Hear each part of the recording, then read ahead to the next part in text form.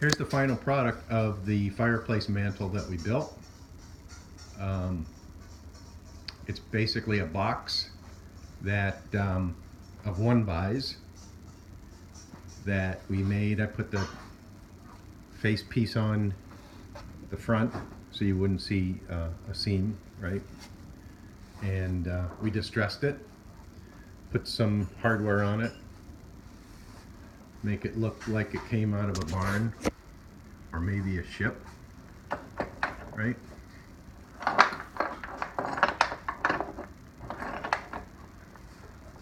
And throughout the series of videos about this, we're going to show you how we did all of this distressing, the different tools that we used, how we did the staining, putting the LED lights in to show our art on the wall, and the outlets that I put in for holiday lights.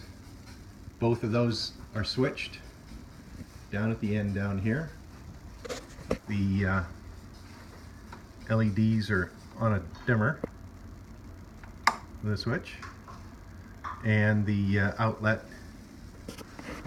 has its own switch too. I put outlets on either side, and I just put that hardware on to make it look rustic, right?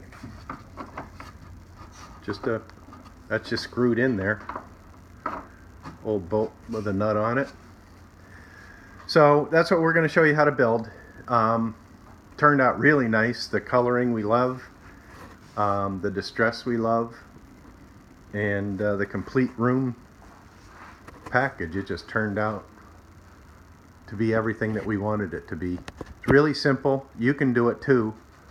So watch the videos, and you can do this, and you could do the same thing with paints and sand them off to make it look like they've been used for other purposes and reused.